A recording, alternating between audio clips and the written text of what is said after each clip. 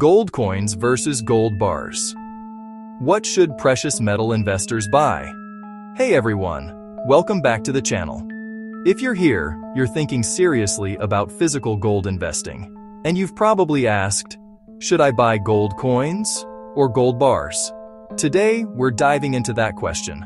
Not just the theory, but what we actually see in price behavior, liquidity, premiums, and resale trends.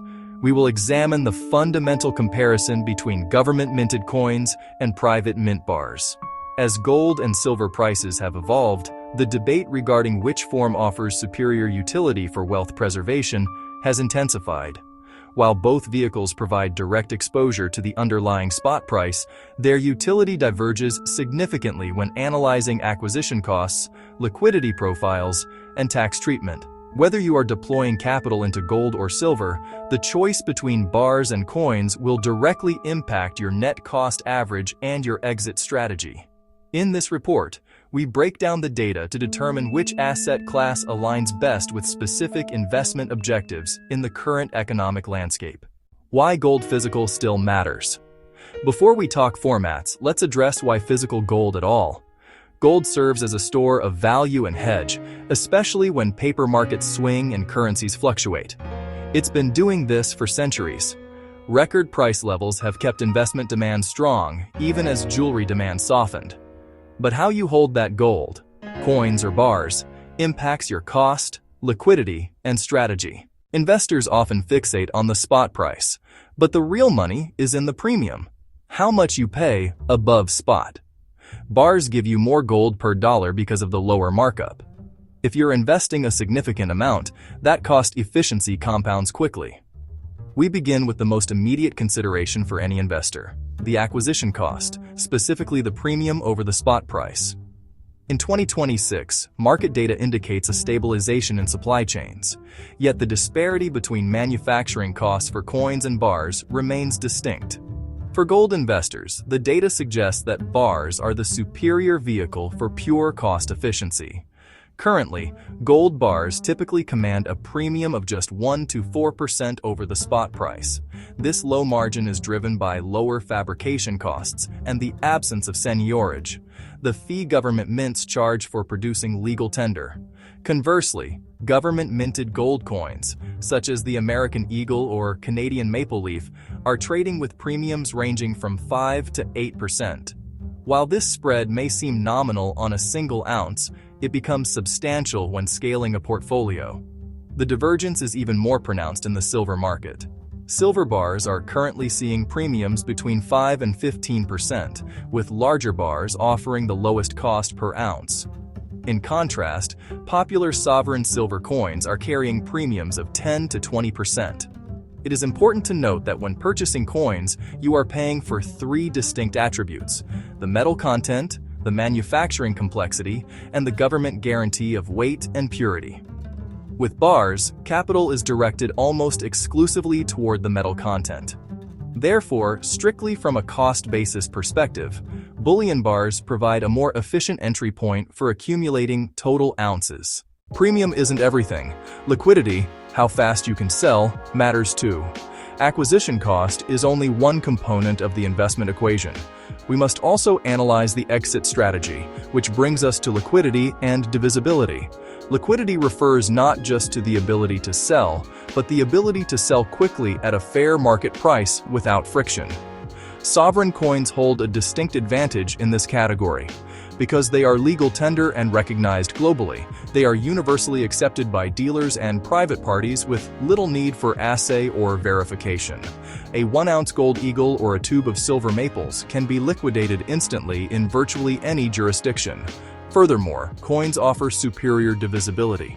If an investor needs to raise a small amount of liquidity, selling 5 1-ounce silver coins is far more practical than attempting to liquidate a portion of a 100-ounce bar. Bars, particularly larger denominations like the 10-ounce gold bar or the 100-ounce silver bar, are designed for long-term storage rather than transactional flexibility. While they remain highly liquid within professional dealer networks, they act as a singular store of value. You cannot sell half a bar. Consequently, bars are best suited for the buy and hold portion of a portfolio, where the intent is long-term wealth preservation rather than short-term flexibility. The data suggests that for portfolios under $10,000, the liquidity premium paid for coins is often justified by the flexibility they provide. For larger allocations, where divisibility is less of a concern, the cost savings of bars become the dominant advantage. Gold coins such as government-minted coins, American Eagles, Maple Leafs, Krugerrands, are globally recognized and easy to sell. Fractional sizes let you sell partial pounds without offloading your whole position. These coins often trade within 24-48 hours because buyers know them. Gold bars are highly efficient for storage and cost, but larger pieces, 10 ounce, 1 kilogram, can take longer to resell. Some dealers or buyers might ask for assay verification, adding time and minor costs. Smaller bars, 1 ounce, do move more quickly than big institutional size bars. Coins have the edge for everyday liquidity. Bars win on efficiency, especially if you're stacking wealth. Who makes your gold matters. Reputable producers is equal to easier resale. Coins from government mints such as American Gold Eagle US Mint, Canadian Maple Leaf, Royal Canadian Mint, South African Krugerrand, Austrian Philharmonic. These are universally recognized and trusted. Bars from trusted refineries such as Pamp Suisse, Johnson Matthey, Older Stock, Perth Mint, Credit Suisse, Valcambi. Smaller private bars are fine too, but top-tier brands resell easiest and yield better spreads. It's the same gold inside, but a brand people trust can reduce friction when selling. Resale and tax considerations. Let's talk resale strategy. Coins sell easily at bullion dealers, coin shops, or online. Fractionals let you sell specific amounts, great for liquidity. Larger bars may appeal only to dealers or institutional buyers. Sometimes need assay verification before sale, which takes time. Also, in some countries, coins have tax advantages. For example, exemptions on capital gains, while bars do not. Always check your local tax code.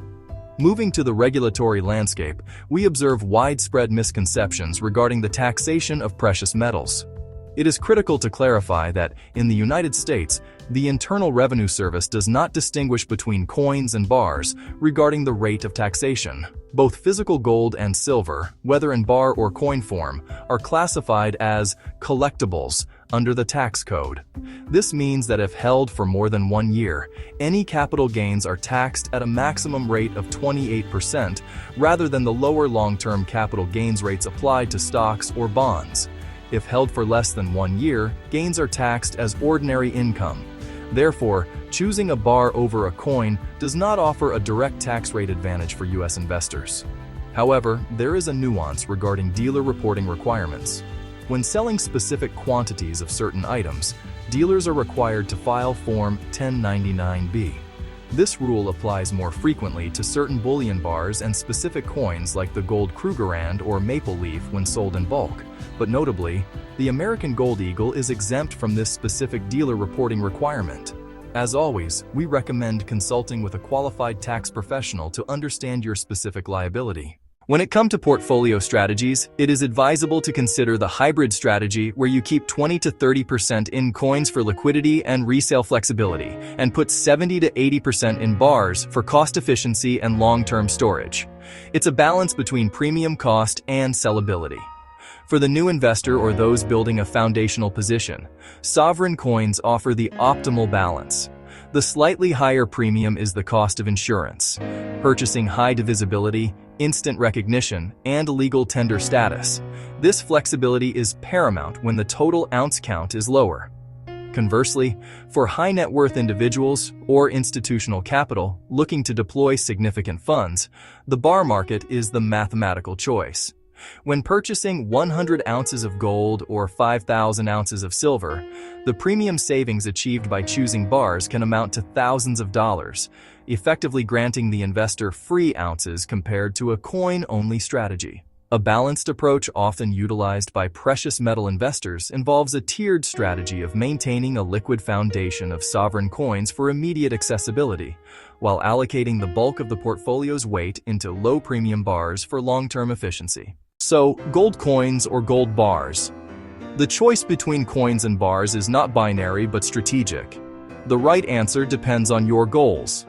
If you want liquidity, flexibility, and easier resale, coins. If you want more gold for your money and lower cost, bars. And if you want the most well-rounded portfolio, hold both. If you enjoyed this breakdown, hit like, subscribe, and drop a comment with your gold investing questions. We are not a licensed financial advisor. The information in this video is for educational purposes only and should not be considered financial advice. Always do your own due diligence and consult a qualified financial advisor before making investment decisions.